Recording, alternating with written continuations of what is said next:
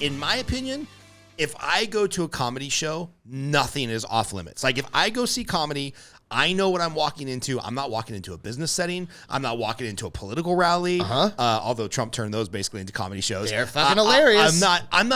I expect nothing to be off limits. You want to make fun of me for being fat, short, white, and stupid. You want to make fun of my wife for being tall, Hispanic. Like, I don't care. Nothing is off limits. My grandmother died of MS. The hardest I ever laughed one time was an MS paraplegic joke, right? 100%. Because she would have laughed at it. Well, and it's something that you have context to in your life. And right. But you are not everybody.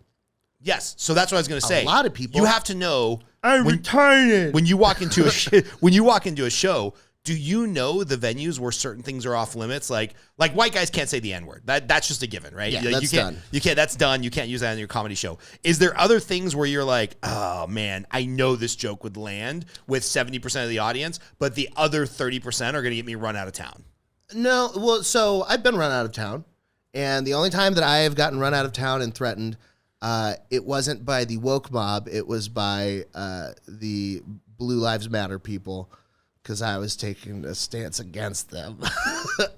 I was just saying that, like, I hate cops, and they shouldn't arrest people for weed.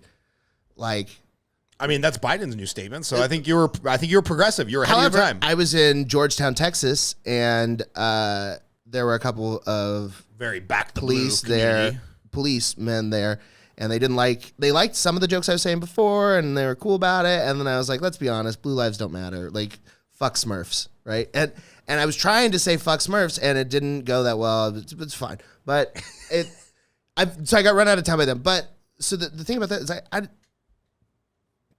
being canceled is a myth. Everybody that gets canceled makes more money in the long run. The only real people there, I just learned recently about this guy, Mike Ward from Canada. He had an excellent joke about how this kid that got this Make-A-Wish thing, got this really cool experience and then just didn't die. And he's like, hey, what the fuck? We held up our end of the bargain, now you do yours. You know, like, it's pretty funny. It's hilarious. It's a very funny joke. However, like the Canadian like Civil Rights Council or whatever their fucking shit is called up there, sued him. Oh my God. And then he spent like 10 years and like $500,000 fighting this lawsuit and losing his entire fucking career over this stuff. But now he's making a comeback. So like, that's fucking cool. But like, you know, Tony Hinchcliffe gets canceled for saying an Asian racial slur. And then, you know, he has to lose a few shows with Rogan. And then he, you know, loses the venue for Kill Tony that he was at, which is like this historic jazz venue in Austin. And he's just new in Austin. And it's like, oh, this might be the end of Tony. He made this huge daring move to leave LA and uproot and move to Austin. What if it was bad? And now he's better than he's ever been. Right. And he's got more attention, and all of the people that saw it and then understood he wasn't being racist. He was literally, the comedian right before him, the guy that he was saying all that about, was literally doing the exact same thing, but just like pandering. And so then Tony called them out for being pussies and just letting them pander to them. And maybe he went a step too far. But that's my thing. It's comedy. There is no such thing as a step too far. So, given the context of it, though, the racial slurs are kind of like the word very. Sure, it's habitual to use them, or it might be easier to say that.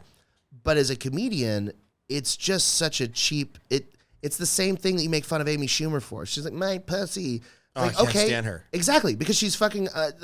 and everybody has their own opinions, and her old comedy was pretty good, and she does production stuff now that's great.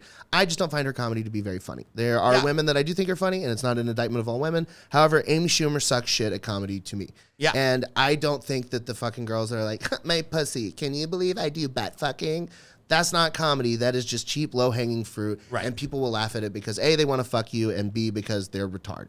Well, to me, this is the libertarian free market in me. The market will take care of itself, right? If there's a bunch of feminists that want to see the pussy jokes and they think that's hilarious, great, she'll make a great living. They don't. They're busy at WNBA games. You know, like that was maybe Bill Burr's best joke of the last 10 years. His rant against like, where are all the feminists that WNBA should be killing? Yeah. But my point is like the market will take care of itself. If there's a group of people that want to see this comedy and not this comedy, then that comedian will die or survive. The free market is an illusion, Scott. It doesn't exist. Nepotism destroyed the free market. Well, it is way more important. that is fair because even in your business, it's who you know, right? To help get you on stage. 1000% it's who you know. And Perfect. you know what else helps? Rich parents. If you got rich parents, you know what you can do? Go to open mics all the time. Rent out venues. Fly and do shows all over the country. You can do a lot of shit if you've got unlimited funding.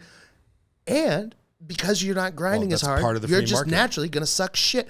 That's not the free market, dog. That is, I had Rich Daddy, and so now I get to go and have more exposure and more opportunity. Rich Daddy won from the free market. Like, he made his money somewhere. Rich Daddy went from the free market. Rich Daddy, who's Rich Daddy, owned a bunch of people. No, there's never 3 generations of rich daddies. The Vanderbilts went broke in 3 generations. There They are were the still- richest family in There the world. are people you can kill in Assassin's Creed who have ancestors living in Malibu and Calabasas right now. That's The kinda true. Medici family still killing it. Oh, dude, people don't know about the Medici family. And when I went down that fucking rabbit hole on Wikipedia and YouTube videos, I was like, this is like this. Have you tried ketamine? When people talk about the cabal, I'm like, oh, they're talking about the Medici family. Like, it's pretty crazy. All of the... Now we're for sure getting canceled. Somebody from the Medici family is reporting us. They don't care. They've got their coffee places. They fucking... Guys, my camera just froze. Nah, just kidding. He's Did like, a bunch of black SUVs the pull up? internet went out and the NSA is here. I'm about to get suicided by 2 shots to the back of the head. Why? Did you make fun of Hillary Clinton? No, not yet. No. Oh, let's go on. Like, dude,